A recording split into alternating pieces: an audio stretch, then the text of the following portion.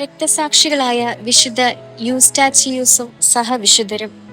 ഗ്രീക്കുകാർ യൂസ്റ്റാത്തിയൂസ് എന്ന് വിളിക്കുന്ന വിശുദ്ധ യൂസ്റ്റാച്ചിയൂസിന്റെ ആദ്യകാല നാമം പ്ലാസിഡൂസ് എന്നായിരുന്നു.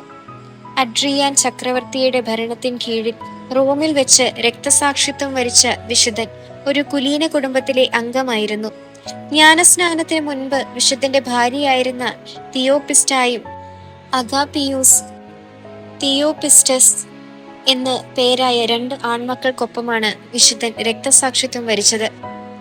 തങ്ങളുടെ സത്യവിശ്വാസത്തിലേക്കുള്ള മതപരിവർത്തനത്തിനു ശേഷമാണ് അവർ ഈ ഗ്രീക്ക് നാമങ്ങൾ സ്വീകരിച്ചത്.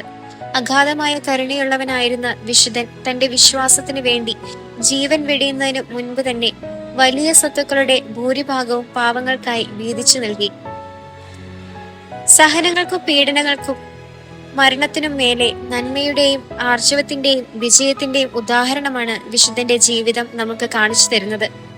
ചക്രവർത്തിമാരുടെ ഭീഷണിക്ക് വശംവദനാകാതെ, തന്റെ സ്വത്തിനെയും സുഹൃത്തുക്കളെയും രാജ്യത്തെയും ജീവനെയും വകവെക്കാതെ നീതിയുടെയും സത്യത്തിന്റെയും വിശ്വാസത്തിന്റേതുമായ മാർഗം മുറുകെ പിടിച്ച മഹാന്മാരായിരുന്നു വിശുദ്ധരായ ആ രക്തസാക്ഷികൾ. പരിശുദ്ധ സഹായകരിൽ ഒരാളായിട്ടാണ് തിരുസഭ വിശുദ്ധ യൂസ്റ്റാച്ചിയൂസിനെ പരിഗണിച്ചു വരുന്നത്. വിഷമകരമായ സാഹചര്യങ്ങളിൽ വിശുദ്ധന്റെ നാമം വിളിച്ചപേക്ഷിക്കപ്പെടുന്നു. മാഡ്രിഡ് നഗരത്തിന്റെ മധ്യസ്ഥനാണ് വിശുദ്ധ യൂസ്റ്റാച്ചിയൂസ്.